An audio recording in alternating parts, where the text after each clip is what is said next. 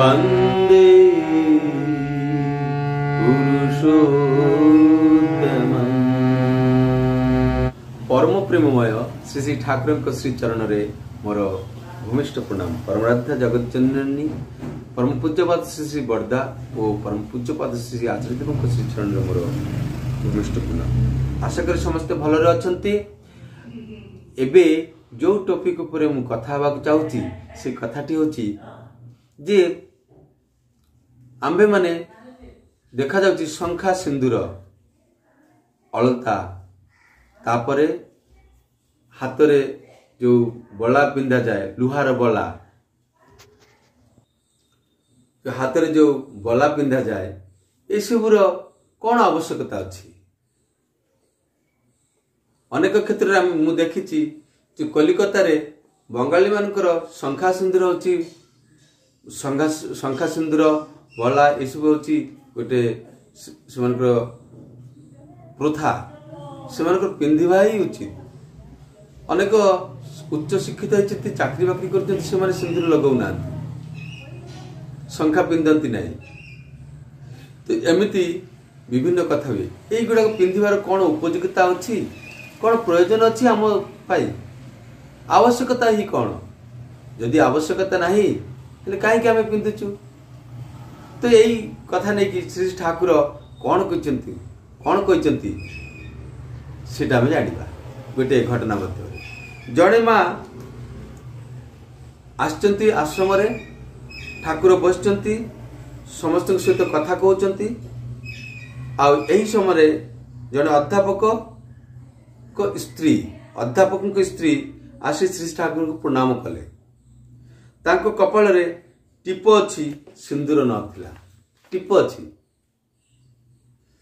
श्री ठाकुर कहउचंती तू सिंदूर पिंधुना माँ सिंदूर पिंधिबा भल कौन अच्छी मोर यह कही निजे ही कहले कौन अच्छी जे मोर यह कही निजे ही कहले लुहारे पोषे रक्त कणा शंखारे पोषे हाड़ सिंदूर रे शोभा बढ़ाए बंधार प्रतिकार।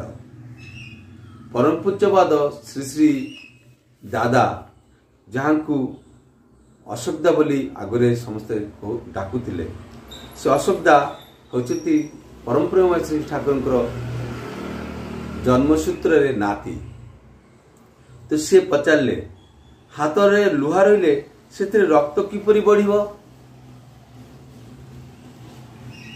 यही कथाटी पचारिबार अर्थ कौन जे जो कथाटी ठाकुर कहले लुहारे पोषे रक्त कणा अर्थात लुहाटा रक्त कणा को पोषण दिया बोले आमर शरीर रक्त कणा को पोषण दिया अर्थात बढ़ाए वृद्धि करे पुष्ट करे। शंखारे कौन करे ना हाड़ को पोषण दिए आम शरीर जो हाड़ था से हाड़ को पोषण दिए। सिंदूर रे कौन करे आमर शोभा बढ़ाए सिंदूर आमर शोभा बढ़ाती। आउ ये सिंदूर आउ कौन काम करे ना बंधार प्रतिकार जो माँ मान स्त्री लोक मान पुत्र संतान हेबार संभावना न थाए से बंधा कहती। आउ सही माँ माने बा स्त्री माने जदि सिंदूर लगाए ये बंधा हेबार संभावना से माने रक्षा पाती। यही कथाटी परम प्रेम श्री ठाकुर कहले। आहरी मध्य व्याख्या कले जे अशोक दादा जो पचारे जे परम पूज्यपाद श्री श्री दादा जे लुहा किपरि रक्त को वृद्धि करे पोषण दिए श्री ठाकुर तांकर उत्तर कहले प्रत्येक अंगर ही एब्जॉर्बिंग कैपेसिटी अच्छी अर्थात शोषण करिवार क्षमता अच्छी। तेणु शरीर संस्पर्श किछि रहिले आम शरीर संस्पर्श जहाँ भी रोची जहाँ भी रहे ताठरू जहाँ नेबार शरीर ताहा निये।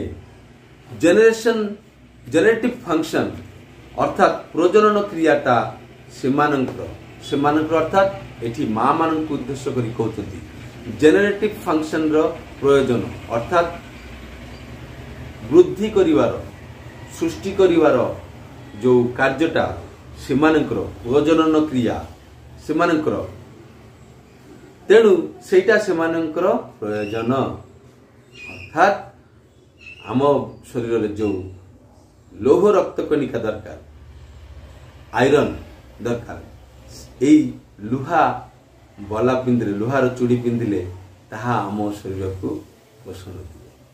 ठीक अच्छे अशोकदा पुणी पचारे माने परम पूज्यपाद श्री श्री दादा झील मानकर एनिमा थाए बोली भी सेमानकर एटा दरकार एनिमा अर्थात रक्त शून्यता।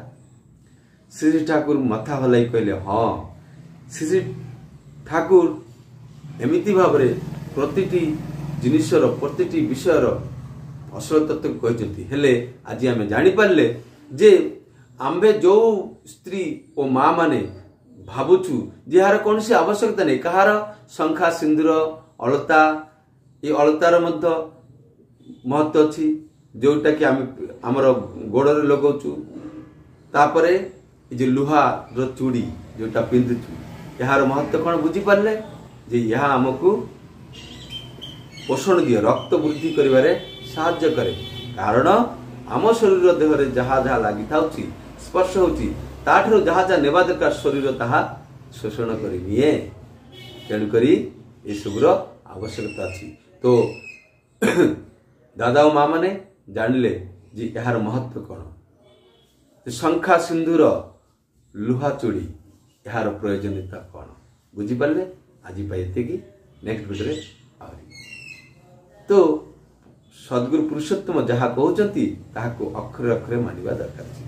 ठाकुर कहते पूर्व पुरुष पूर्व प्रथा को अग्राह्य कर नहीं किंतु ताहार कारणटा को बुझा चेष्टा कर न जानिकी कौन सी जिनिस कौन सी प्रथा को त्याग कर नहीं पूर्व पुरुष पालन कर आसुले तेणु तांकु मानिबा उचित। ठीक अच्छे जय गुरु वंदे पुरुषोत्तम समस्त भल रही।